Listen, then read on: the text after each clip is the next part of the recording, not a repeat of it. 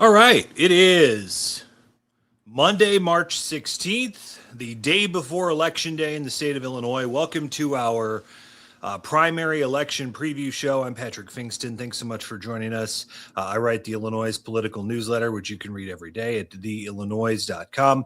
We are going to talk through big races around the state, including the races for U.S. Senate, race for governor, state comptroller, some congressional races. Maybe we'll get into some legislative races too if we have time. Lots to get to. Happy to take your call or your questions, your comments. It's not talk radio, no calls. We happy to take your questions and comments. Put a little question into your little box and whatever feed you're watching on YouTube or Facebook or wherever that may be, and we'll be able to get them on. I am honored to be joined by two wonderful State House reporters, Brenden Moore and Ben Szalinski, both of Capital News Illinois, who have been covering this primary top to bottom, all around, head to toe, back and forth, all those things. Gentlemen, happy primary eve. How are you? Good morning, Patrick. Thanks for having us. Good, Patrick. Head spinning, but we're almost there. The time is ticking down. We'll be through it soon, unless, of course, we go to a late arriving mail-in ballot fiasco, which I had some people over the weekend predict the U.S. Senate Democratic primary may end up that close. So we'll see how that goes. I guess first, guys, let's start with the race for U.S. Senate, because that's been the one sucking up all the oxygen over the last couple of days, as it seems like these candidates finally realized there was an election. For a race that had been ho-hum for months, really. Things really heated up in the last few weeks. Brenden, I'll start with you. What's the lay of the land? It's close, to put it bluntly. I mean, this was a race, as you mentioned, Patrick, that really was very ho-hum for the first 6-7 months. Raja Krishnamurthy was really the only candidate that was on television. He had a big polling lead, and a lot of people were wondering, is Juliana Stratton gonna take off? Is Governor Pritzker gonna fund a super PAC to get her on the air because she had such a big fundraising disadvantage? And well, that happened. The governor cut a check, at least one check, at least $5 million, probably more. And Illinois Future PAC, this political action committee, has spent upwards of, I think, $11-12 million now supporting Stratton. So she's climbed in the polls pretty significantly in recent weeks, has closed that gap with Krishnamurthy, who, despite running, I believe, $27-28 million in ads from his own campaign, has hit a bit of a polling ceiling. So he's been trying to kind of stave her off as she's had some of this stratmentum. I used the word momentum on Friday, but you corrected me. It's stratmentum. They want everybody to hear that term. They're trying to make it a thing. It's fetch. They're trying to do it. You can't make fetch happen. So Stratton's gotten some momentum, but as she has, we've seen a lot of dark money flood into this race. Beyond, obviously, again, she's benefiting from having the support of a billionaire in his war chest. But we've seen folks from representing the cryptocurrency industry spend millions against her, kind of tacitly supporting Congressman Krishnamurthy. And then you get some spending on behalf of Representative Robin Kelly, who has been a distant third for most of this race and appears to still be in that third place position, but could play a spoiler role potentially, because she and Stratton are both Black women. They both have political bases on the South Side, the South suburbs. And so there was a concern that Kelly could siphon votes from Stratton and prevent her from overtaking Krishnamurthy and kind of allowing him to save off Stratton and win with a plurality. So it'll be very interesting to see tomorrow kind of where Kelly's level of support is, and whether or not she is eating away at support that Stratton is counting on to overtake Raja Krishnamurthy. We'll get to Kelly, because I think there's an interesting dynamic with her and how this plays out. But Ben, I want to talk about Raja Krishnamurti, who's been planning this run for literally years, right? He's been a dynamo fundraiser, which has actually gotten him a little bit of PR problem in the last couple of weeks. If you read the Tribune story with former staffers and a pretty bad answer about how he dealt with staff when he was asked about it on WGN last week. And he was on TV. I mean, nobody loves TV ads more than Raja Krishnamurti. He was up in July and had the airwaves to himself for months, literally almost until the first of the year. His numbers never really kept growing, though. They sort of plateaued, and he almost feels like he just completely flatlined once you hit the first of the year. Any indication of why that happened? Yeah, I think, early on, it's kind of a question of, well, voters are trying to figure out what they want. They see Raj's ads on TV, but they're like, okay, who else is actually running in this race? There's got to be other people. And I think, as time went on, we started hearing from the other candidates in this race. And I think, a lot of those undecided voters, we've heard this kind of message in every election this year that people want a fighter. They want somebody who's going to challenge Donald Trump and go against anything he stands for. And I think Juliana Stratton came out swinging pretty hard on that message. And, it's not like Raja didn't talk about doing that either. But, I think eventually voters just were being patient and, they gave other candidates a chance to get into this race. So, it's certainly been interesting seeing that, he had all of that support early on. I mean, he was polling 40-ish%. Nobody else was even hardly above 15%. I don't think he ever broke 40. If I remember right, he topped out in the mid 30s and never really got past that number, even late fall when it looked like nobody else was doing anything. Mm-hmm. But I think, when folks started really paying attention to this race was towards the end of the year. And those headlines came out about his fundraising, and he received money from that tech CEO who has contracts with ICE. And I think that's when this race really, truly got going, because for the longest time, I felt like we were talking about, gee, what's the difference between all three of these candidates? And then we saw that difference come out. And I think that's where voters maybe were able to kind of pick a lane, decide who they actually want to support, given some of the facts that are out there, some of the nuanced differences that have come out between abolishing Trump's ICE versus abolishing ICE overall. So I think there was just a lot of patience on the part of voters this year that they wanted to get a more full picture. And, I think once that happened, a lot of the undecided folks in those early polls, they started breaking off towards Kelly and Stratton. And guys, jump in however you want here. This isn't an interview. We're all just yakking here over coffee, coffee talk here on the stream. I wondered for a long time how Stratton was going to separate herself from Pritzker, right? Because she has been in his shadow for the last 8 years and only served one term in the House before that. And essentially it's 1 year in the House before she was, out on the campaign trail, less than that, really. So she doesn't have a huge legislative portfolio. The job of lieutenant governor is chair the Prairie Rivers Network and have a pulse, right? It's not, there aren't a lot of definitions in statute for what a lieutenant governor could and should do. I don't know that I've ever actually gotten a great feeling from her on, her grasp of policy, her grasp of federal issues, what drives her other than this is the next thing. Has that been the biggest challenge for her? I mean, I think the biggest challenge for her has been the fact that, yes, she is lieutenant governor, and lieutenant governor is a sleepy position. It's a position where you're invisible by design. You're never going to be, you can't one up the big guy.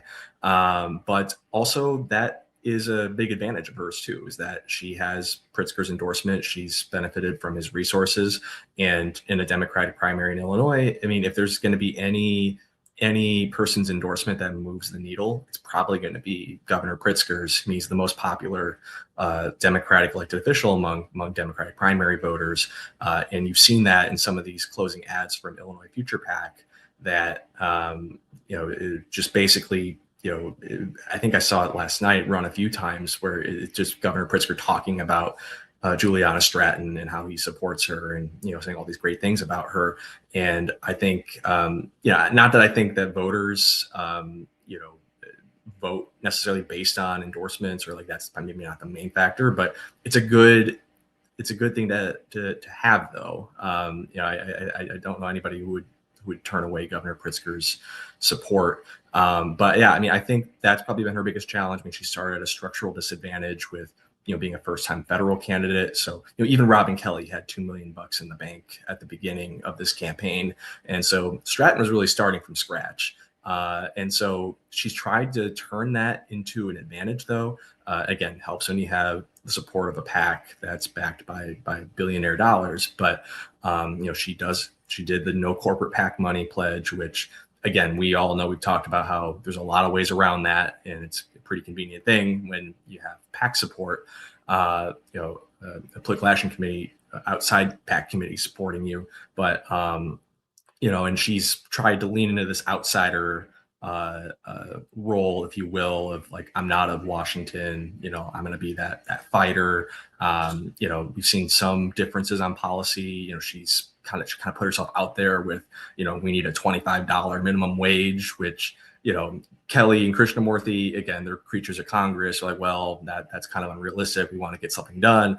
And Stratton's just like, no, we need to go, even further. And I think that's probably her advantage too, is that like, she has no problem staking out a position like that. Again, knowing she's catering to a Democratic primary audience, and that she kind of has this blank canvas, so she does not necessarily have like hundreds of votes in Congress that she's taken that she can be hung up on. And we've seen that with Krishnamurthy when the vote he took last year on the resolution thanking ICE, which again we know was about anti-Semitism, and but I think that she's had some structural disadvantages, but like she's tried to turn those into strengths. And we'll see tomorrow if it worked. But I think that she's I guess over the course of a long campaign has kind of finally gotten into a groove a little bit these past few months, especially hitting Raja on some of the ICE stuff, and especially when the money started pouring in. It's interesting though, and Ben, I wonder maybe what your thoughts here is I try and separate like political animal me, who's a freak and lives this stuff 24/7, and normal people. I admit that I am completely abnormal in many things, especially this. And don't nod in agreement there, pal. So I'm with you. I mean, same. But as normal people are seeing during the commercial breaks on Jeopardy, when the negative ad comes in about Raja Krishnamurthy is taking money from so-and-so, and Juliana Stratton pledged no PACs, but she's getting money from this so-and-so donor. None of that resonates with normal people, does it? I don't think it does. I mean, I think it annoys people more than anything, but it helps get your name out there, right? That's half the battle in all these campaigns, especially in a primary where half your job is introducing yourself to voters. TV ads get your name out there. People who watch Jeopardy every single day at 3:30 are going to be, watching and hearing your name repetitively over and over and over again. That's why everyone remembers Raja for his "Just Call Me Raja" commercials from, years ago. I think, Stratton has to get her name out there. These other congressional candidates who we know even less about, they got to get their name out there and introduce themselves to voters. So, I mean, yeah, it's so annoying. I think everyone, even people in politics, I don't know that they even like seeing all these ads on, especially themselves on TV all the time. But, it certainly serves a tool, I think, of introducing people to voters, and that quick 15, 30-second message where you just say, hey, I'm a candidate. I'm a fighter against Donald Trump. This is why you should vote for me. And that's it. That's all you know about them. But you just heard that they're a fighter against Donald Trump. And if you're a Democrat voter, you're going to start thinking about that person and maybe start to Google them. And I think that's what they're trying to get out of this. But then when you get the political action committee money and all this outside spending that has been put into some of these ads in both the Senate, congressional races, it gets exhausting to voters. And I think that's where, there potentially could be a risk of turning voters away just because you're bombarding them with your name over and over and over again. Maybe they get frustrated. I don't know. We're taking your questions and comments. You can drop them in the live chat on YouTube or in the comments on Facebook. You can also send me an email, patrick@theillinoise.com, where I've got a couple waiting for us as well. One that just came in on how this – sorry, I cut your face off there, Ben. Curious on thoughts on how Stratton will perform in rural parts of the state. As chair of the Rural Affairs Council, she should theoretically have had stronger relationships from the get-go down south, though I think her work or lack thereof might suggest that she will not have the advantage she probably should have. I think general consensus here, and from the polling I've seen by region, is that Krishnamurti is going to be significantly stronger than any of the other candidates in south of I-80. Kelly will probably do well, Kankakee, maybe south to Danville, but it seems like Krishnamurti is gonna bank downstate here. Am I wrong in that assumption? I think you're spot on. I mean, Raja Krishnamurti's been downstate far more than any of the other candidates. He's been on television nonstop. I mean, he is in the Chicago area too, but all the PAC spending going on up here, has not been as crazy downstate. Like downstate, Raja's had more of an advantage there, and so I think he'll clean up pretty much everywhere outside of, I think Stratton might do better, maybe some of the college towns like Champaign-Urbana, maybe in Bloomington Normal, and maybe down like in East St. Louis, and some of the heavier African-American parts of the state. But I think Pritzker does well in St. Clair County. They were supposed to be down there last night, but with the storms got canceled. But I mean, she'll probably do okay down there. But I mean, if for what number of Democratic voters there will be out in the sticks, certainly Krishnamurti is going to do better there. Well, and I'll just add one more thing. I mean, I was a little surprised that we didn't see more of her down here, just because she is the chair of the Rural Affairs Council. She, has this hashtag LG on the move, where she kind of, goes around the state and like promotes local businesses and like just, shows herself in communities across the state. As lieutenant governor, like in her official role, I mean, she was around, like she spent a lot of time in Springfield, like even when they're not in session. So I thought maybe there would be a little bit more, but then again, at the same time, we're talking about a Democratic primary where, more than 80% of the votes probably going to come from Chicago and the collar counties. And that's the vote that you really need to corner. But then again, if this is a, 2-3 point race, or, it's going to be close. I mean, if Krishnamurti can bank votes downstate, that will help him. I mean, I think that was the kind of the Rod Blagojevich strategy in 2002, right? I mean, he cleaned up downstate as Paul Vallis and Roland Burris kind of split the vote in the Chicago area. So we'll see what happens. Boy, downstaters don't look back on that move fondly, especially considering where they're all at today and who's a convicted felon, or at least pardoned felon at this point. It seems as though, guys, that it feels to me like Stratton's going to do best in the city, especially like South Side, Lakeshore Liberals, West Side. The Lakeshore Liberals are the prime Pritzker crew, and it seems as if that Krishnamurti will do really well in the suburbs, specifically the west and northwest and northern suburbs. Kelly will do well on the south side, Southland, kind of down to Kankakee, and I think Krishnamurti in the downstate region. So where are we watching for who and how they win this race tomorrow night? Certainly the suburbs. Obviously I think Raja has an advantage there, but maybe some of those more progressive north suburbs, especially up in the 9th district, where, this has been a whole campaign cycle about who's more progressive than the other person. I think Juliana Stratton might be able to pick up some votes up there. I think other areas I'd watch are maybe just some of these other urban areas of the state, Springfield, Champaign-Urbana, Bloomington-Normal, where there's college students. I think a lot of college students are interested in new voices in politics, new messages. Congress has a abysmal approval rating among all voters in both parties. And I think those younger voters especially want somebody who hasn't been a part of that game.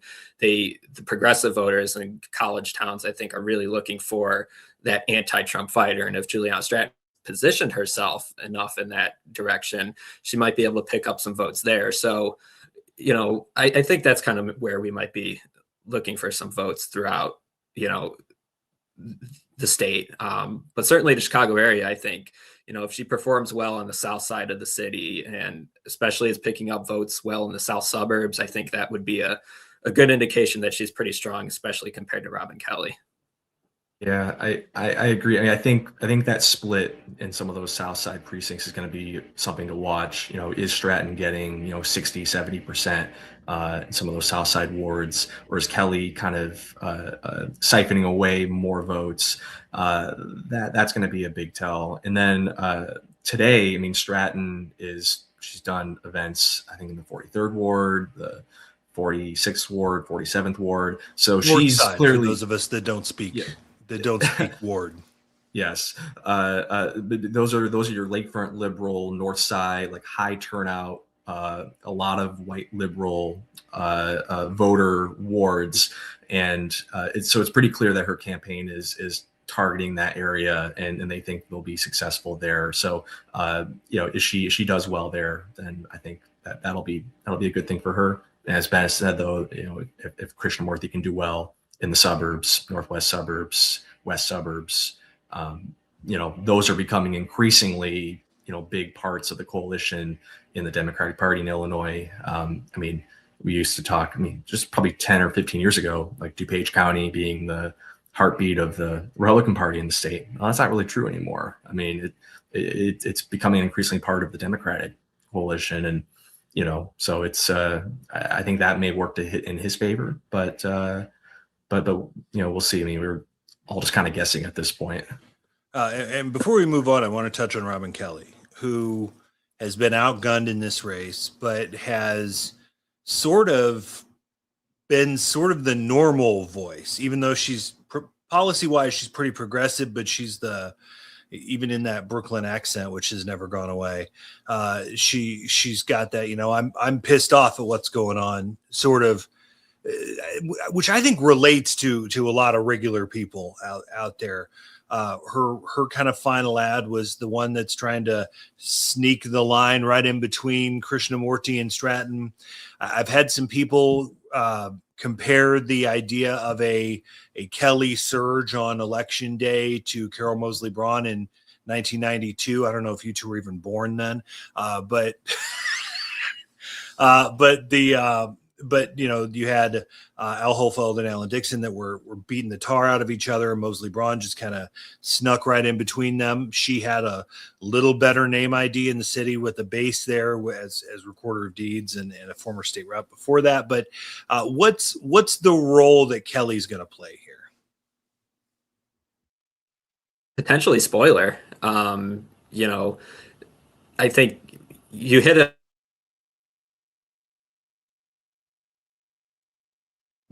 I think we just dropped Ben there for a second. Let's get him back. Brenden, your thoughts on Robin Kelly? Looks like we got Ben back, but I would say I agree with Ben. We'll get back to him. Go ahead, Ben.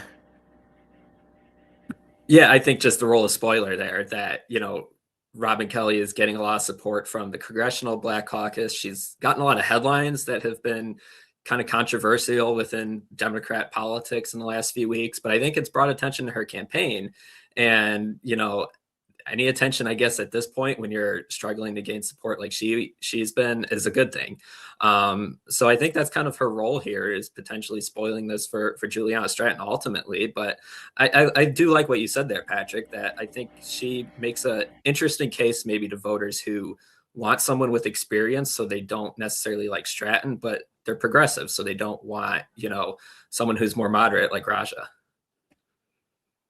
Yeah, I agree, and I think Robin Kelly's had a good, maybe the strongest case to make out of any of the candidates in this race. And she's been pretty consistent throughout. She's a progressive, but she knows how to get things done. She knows how to work across the aisle. She knows how to represent the whole state, given her district is literally from 43rd and Stony Island to Danville. Don't get me And started on redistricting and gerrymandering. yeah, Okay, I could yeah, go for an hour.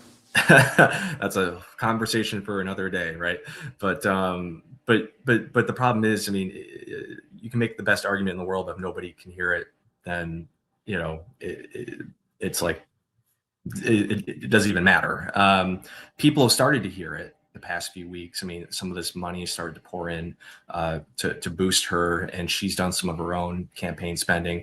But it just, again, it showcases the role that money plays in our political system. That to really be to compete, you have to have the resources to get on television, on digital, to get your message in front of voters. And she just wasn't able to do that. And again, she has, maybe the past week or two. I think that it's enough for her to maybe improve a little bit in the polls, but maybe not quite take off and have like a Carol Moseley Braun style go up the middle. I would have been very interested to see if this was, if we had like 2 or 3 more weeks, like would that have made a difference, and could there have been enough late movement? But I just think it's too late. I think if we had 2 or 3 more weeks, I think Stratton would pull away. I mean, she clearly has been on the upswing here. So I don't know that I think that would maybe even give more time to coalesce behind Stratton. But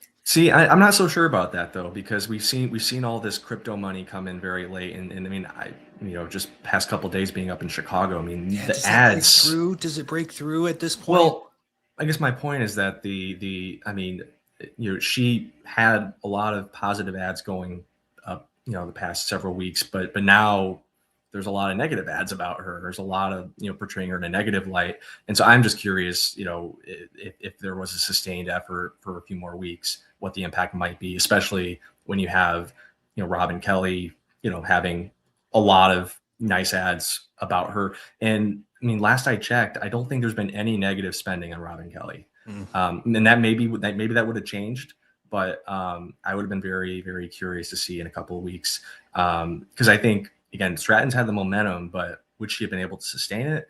Or would we have seen maybe a move to Robin Kelly, especially with some of the ads that they're running, positive ads in on television and on black radio in Chicago featuring former President Obama. Both her and Stratton are doing that, trying to appeal to black voters. So I don't know. I mean, I would have liked to have seen maybe 2 or 3 more weeks to see if Kelly could have perhaps actually gotten some Robin momentum. Is that the term we use? I don't know. We're creating words here, but you're right. I mean, I think Stratton has the momentum, but Kelly, again, I think she could have made she could have got off the runway. Maybe if we had a little more time. Maybe just a minute here on the Republican Senate primary, which I think everybody assumed Don Tracy was the favorite to win, the former chairman of the Illinois Republican Party. Somebody I know well. I think highly of personally. I think he's a good guy. He has tried to hold his fire, at least financially, in this primary to save whatever dollars he can for the general. And now we see this challenger, Jeannie Evans, an attorney who I think lives in the Hyde Park area of the city, antitrust lawyer, Harvard Law grad. She's making a splash. It sounds like her people are telling anyone who will listen that they're winning in a poll, though I don't think that's completely honest, because I think what they're telling folks is a Cook County only poll, which may or may not be. I haven't seen it firsthand, just everything that I'm hearing about it. If Don Tracy were to lose this primary, it would be a terrible embarrassment, of course, but it sounds like it's closer than it should be. And it seems though, as Darren Bailey, who's likely to win the Republican gubernatorial primary, has has latched on to Evans as well. Any thoughts on that race? I don't know, whichever one to take it. Yeah, I think my thoughts are kind of the same as yours. It's been noticeable, Jeannie Evans and Darren Bailey teaming up a little bit recently. I think they were a video this morning that Bailey posted together. So I would say people should keep an eye on her. It could be an interesting election. Based on the social media chatter, it seems like she is, interesting a lot of voters. Don Tracy, we all know the history of Don Tracy and the Republican Party and things that happened and the drama in between various factions of that group. But I honestly, I think this entire election on the Republican side really comes down to who got their name out there the best, because that whole field is pretty much unknown, I think, to most people in the state. So if Jeannie Evans is the one who got her name out there the best, I would not be surprised to see her pull something off that's surprising. Yeah, I think the last poll I saw, and there hasn't been a lot of polling on this race, but I think it was like 80% were undecided in this race, because nobody knows who any of these candidates are. Even Don Tracy. I mean, the state Republican Party chair is not a well-known person. That said, I think Don Tracy. I mean, yeah, Darren Bailey's been palling around with Jeannie Evans, but Don Tracy does have the support of the whole congressional delegation, the GOP congressional delegation, including Mary Miller, which is a good thing for him. And again, this is going to be a very low turnout primary for on the Republican side, and that may benefit him just because he does have some name ID with some of the regular party people, maybe some of the party organizations. But yeah, like Ben said, I mean, Jeannie Evans has kind of put her name out there and has spent a little bit of money, and with so many undecided voters and everybody having such low name recognition, it's a volatile electorate, and so nothing would surprise me. All I will say is that if Don Tracy wakes up Wednesday morning losing this race, then he's going to have a lot of soul searching to do, having basically sat on that $2 million that he loaned his campaign back in August. It shows you can't take anything for granted. Got to win the primary to get to the general. Turnout wise, as of Friday, State Board of Elections had reported about 535,000 early and mail-in ballots had been returned or cast. I got some numbers this morning from a Republican source. I think they're about a day behind that. They're probably Thursday-ish numbers that showed about 400,000 of those votes were Democrat, about 120,000 of those votes were Republican. So the Republican turnout is lowest that I've found in the last 40 years was 1986, and it was a little under 500,000 when Jim Thompson had almost no primary competition. Everybody I'm talking to is thinking somewhere between 500,000 and 600,000 for Republicans, which is stupid low compared to where it's been in recent years. And that leads us into the Republican primary for governor. J.B. Pritzker on the Democratic side is unopposed, running TV ads anyway, because, hey, if you got the money, spend it. And Darren Bailey looks to be the clear favorite in the Republican primary for governor over former Illinois Policy Institute and WirePoint staffer Ted Dabrowski, businessman and gaming guy Rick Heidner, and DuPage County Sheriff Jim Mendrick. I think it's pretty well a given, unless you're the Dabrowski campaign, that Bailey is in the catbird seat here. And it's been a weird campaign for him, right? He took some time off from the trail after the tragedy that he and his family went through, losing his son and daughter-in-law and two of their grandkids in a helicopter crash, but has essentially been back on the trail since early mid-December. But really, they haven't done anything special here. There have been no real ads, no mailers, just sort of a Facebook campaign that's being run on name ID, and it looks like he's going to sail. Why is this working? Is it a Bailey thing or is it a field thing?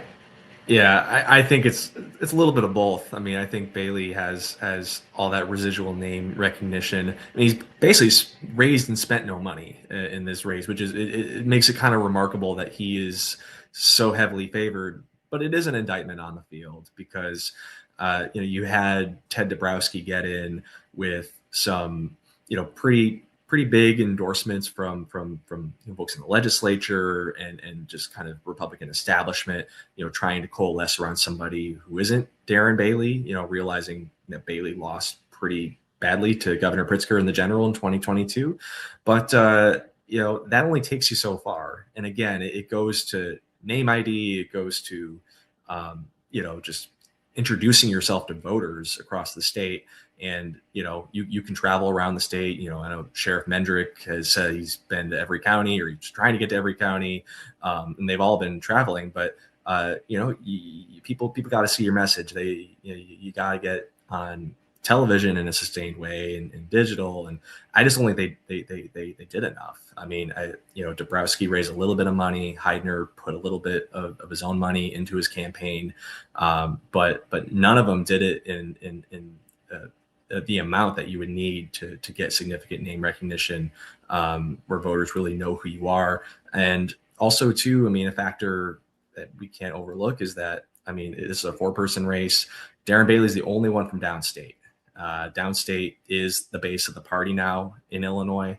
I think it was 57% of the vote came from downstate in the 2022 primary. I think it's going to be even higher this time.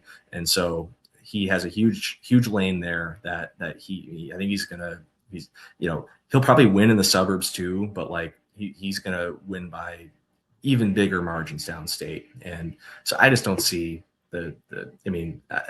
I haven't seen any momentum for Dabrowski or Heidner or Mendrick, anything that would suggest that this is not going to be an early night.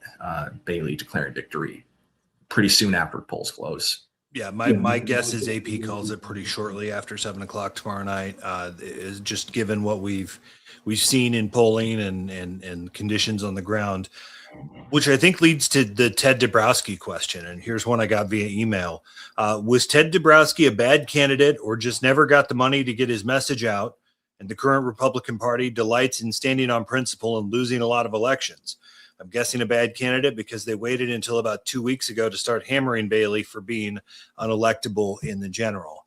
I think it's more than that, though. I mean, obviously he did wait too long and kind of allowed Bailey to even get in the race, right?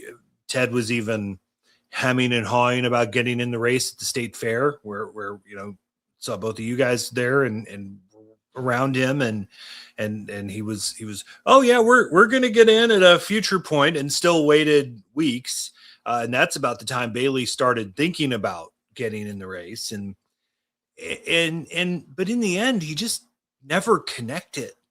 He just never seemed to convince people that he was the guy that cared or related to them.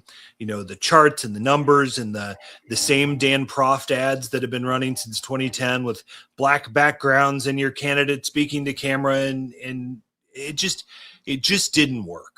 Why not? And Ben, I know you talked to him. Yeah, I think you summarized it kind of well there. It was just hard for him, I think, to get traction getting his name out there. He had the money. I think he had over $1 million after his first fundraising report, but maybe in the Don Tracy way a little bit, he never quite spent a whole lot of it. Obviously, we've seen an ad or two here and there, but I think he struggled to get his name out there to a lot of voters. But then also just from what he's campaigning on, he campaigned on a lot of numbers, talking about a lot of issues, he had plenty of complaints about the state, but I don't know that he presented a full slate of solutions. Darren Bailey held a news conference to outline a whole bunch of economic solutions that he had. He's got a whole website dedicated to various solutions to problems that he's identified in the state. So none of them are going to happen, but at least they're saying, I'm going to do something, right? And that's always been my beef with the IPI Wirepoint crowd is, here's the problem, but we've got no solution. And it translated in that campaign.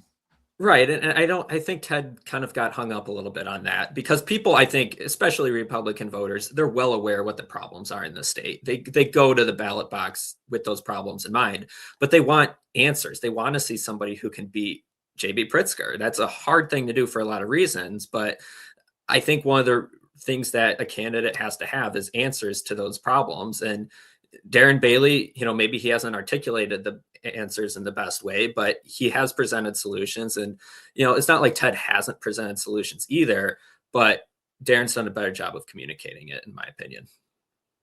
Yeah, and one thing I would just add is that the Tribune editorial board, I mean, they didn't endorse in this race, but they all but said that, they're backing Darren Bailey. And the thing that they said about Ted Dabrowski was that, he comes off as a smart guy that would make a pretty good senior advisor to a governor, but not a governor. And basically saying that, like, this is a role where you need some charisma. This is a role where you need to be a people person.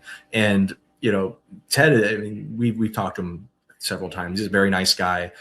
He's clearly, done a lot of his homework and can go through the numbers, but he comes off as very wonky and not necessarily maybe doesn't have the touch that you need to run a campaign and win a campaign and then to do a job where, I mean, it's all about people skills. And again, Darren Bailey, love him or hate him, he's kind of got that down a little bit better. And as Ben said, I think he's done a better job messaging in this race. I truly do think that, he did learn some things last time. I mean, again, I don't think the policies are all that different, but he's better about communicating his message. And, I think that's served him pretty darn well in at least in the interactions that I've seen. And again, I think it appears like he's going to be the heavy favorite tomorrow. And then, and the other candidates, I mean, again, Rick Heidner, I think a lot of people are, questioning what's his articulation for running, like a rich guy, a lot of people think he just has a gripe with Pritzker because of his Racino falling apart. I think, again, back in August, like when Darren was thinking about it, he's like, this is it. This is the field. I can win this primary. And you know what? He probably is. That said, unless there's a major surprise tomorrow night, which, listen, there's not going to be a major surprise tomorrow night. So Darren Bailey's going to be the nominee. It's going to be Pritzker v. Bailey Part 2. My guess is the Pritzker campaign starts going negative on Bailey on Wednesday. Wouldn't even surprise me if the TV station that I'm on tomorrow night gets some Pritzker negative ads thrown into it just for funsies because they can. It begs the question for Bailey, or at least from the Bailey perspective, how will this time be different? Yeah, it's a good question. And I think that's what he's going to really need to answer after tomorrow is, what is he going to do different? I think you're going to see a much greater focus on campaigning in the Chicago area. He really was not up in the Chicago area too much during this primary campaign. But then again, the bulk of the voters in this primary are downstate anyway, so maybe it makes sense. But I think he's really going to need to make a very strong effort to shift that. And he's going to have to find a way with all these extremely conservative policy positions, being able to pick up some votes in the suburbs, because we all know that's the key here. And, if you have the most conservative positions in the race, that's just not playing well in the suburbs right now. So I think he's going to need to find a way to either somehow moderate those positions or articulate them in a way that is convincing to independent voters that, hey, maybe we should give this guy a chance on the second try. Yeah, I mean, it's just going to be hard. Like, Illinois is a blue state. The climate is shaping up to be a bad year for Republicans nationally. I mean, even in 2022, when it should have been a better year for Republicans, I mean, Bailey lost by 12.5 points. This time around, it's just very hard to see a Republican having any success statewide, given some of the things we've seen in terms of the president's approval rating.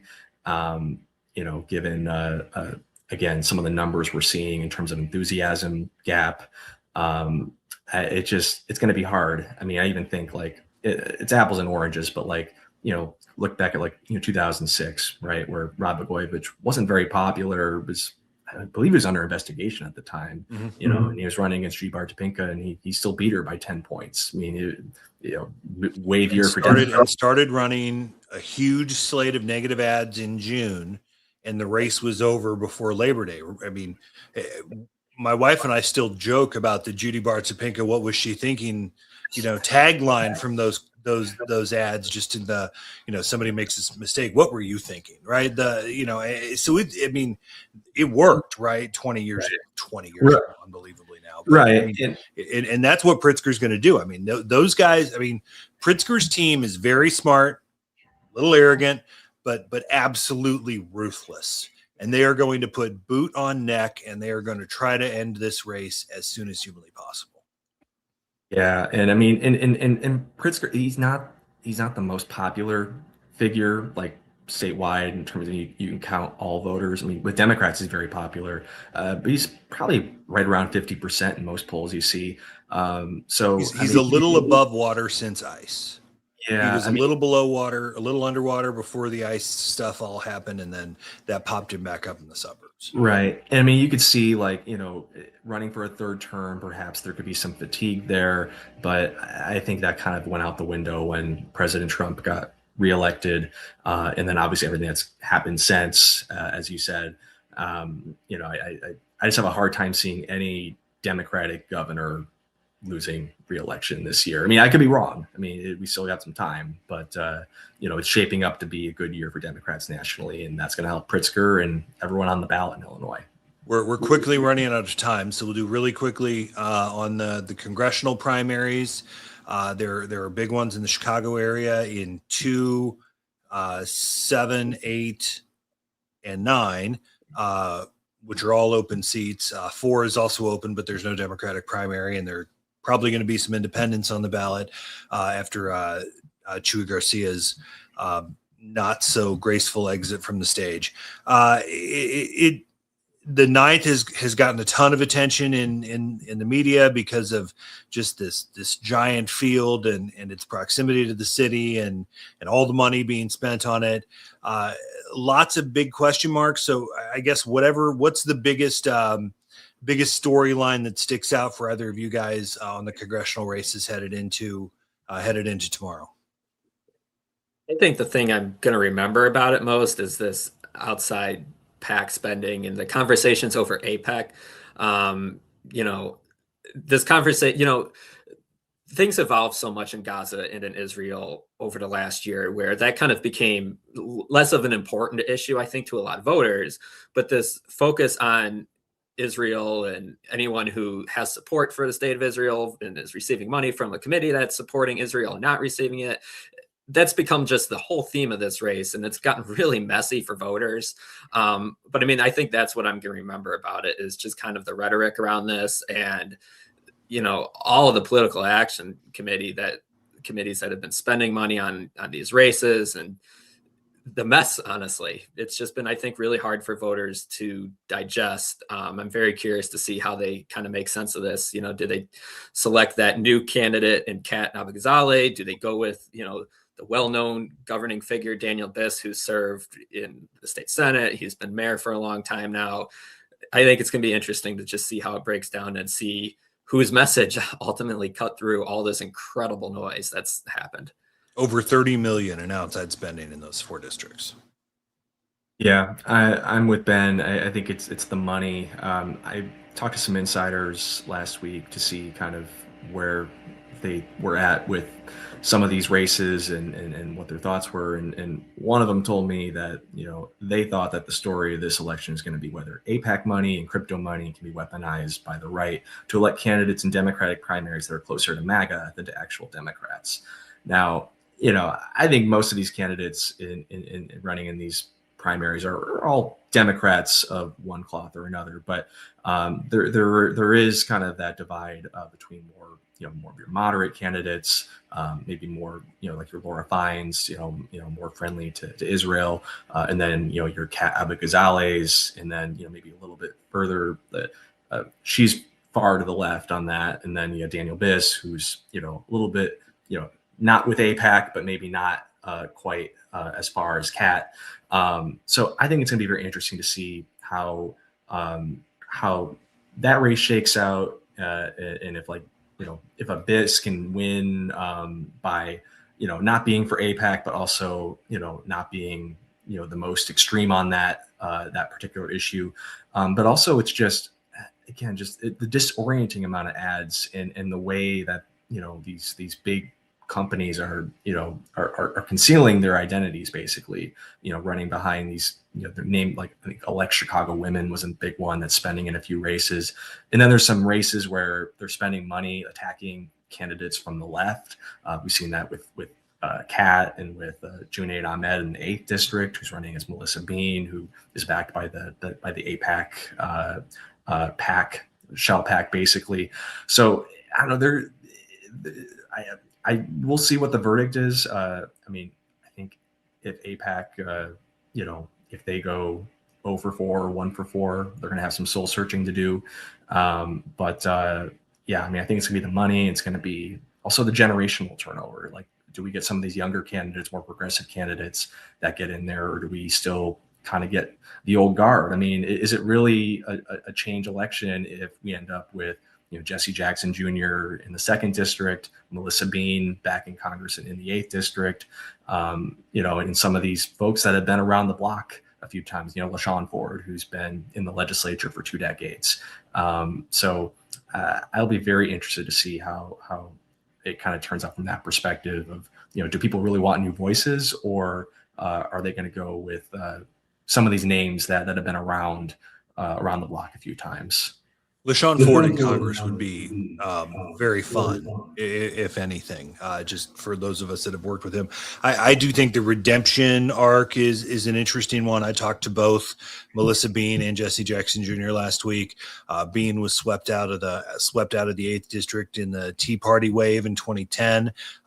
Shout out Joe Walsh, who's now an anti-Trump Democrat, and Jackson Jr. of course went to prison for 17 months for misutilizing campaign funds for personal use, and they're both trying to return to Congress, Bean after 16 years, and Jackson after was it 13 years? So it's 14 years. So it's going to be really interesting to watch those.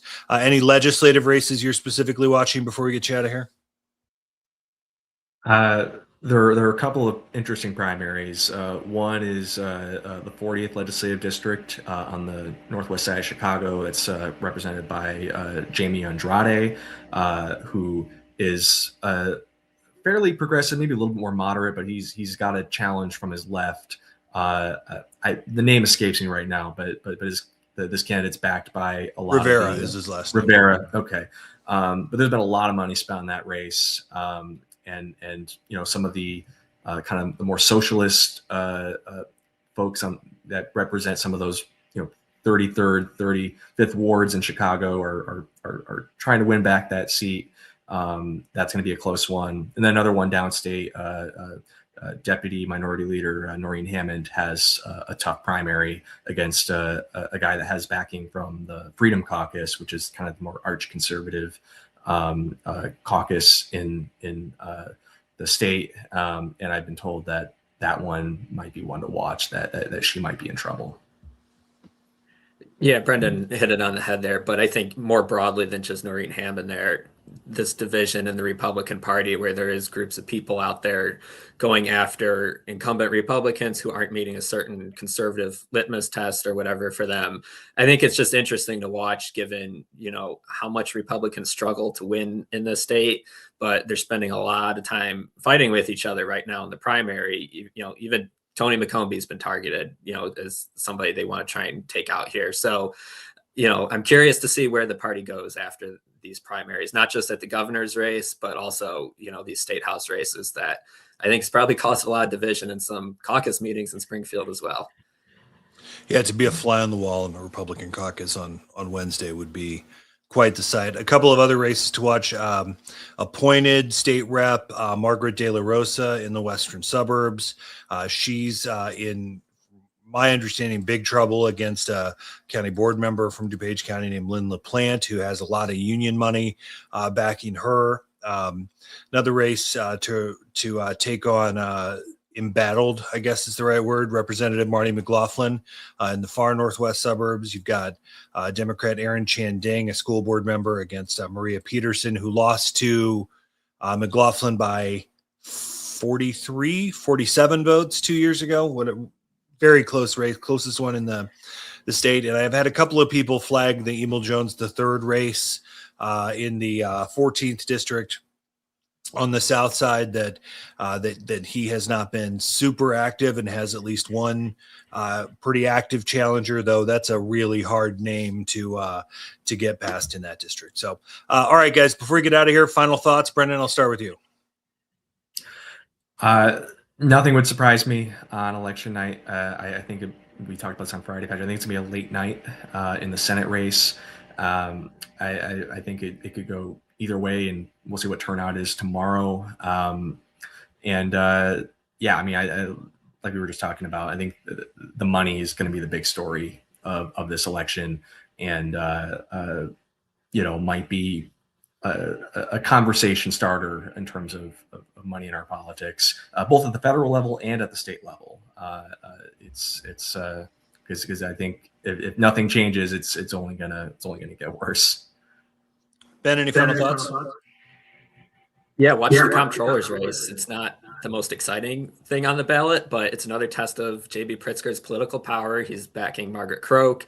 If Margaret Croak was not the winner in this primary, I think there'd be a lot more conversations about, this political sway of J.B. Pritzker. So I think, office aside, I think there's going to be a lot of interesting political dynamics in the comptroller's race as well. Yeah, incumbent Susana Mendoza has been pushing Lake County Treasurer Holly Kim pretty hard. I've heard that race is potentially three-way here at the end, so we'll see how that went. We didn't have enough time to get to that, and I apologize for that. But lots of things to watch tomorrow night. Read Brenden and Ben's stuff in Capital News Illinois. Guys, thanks for taking time. Good luck tomorrow. I know you guys are both chasing Senate candidates all day, so stay warm, have your snow boots on, which is perfect for mid-March, and look forward to reading your stuff. Thank you. Thanks, Patrick.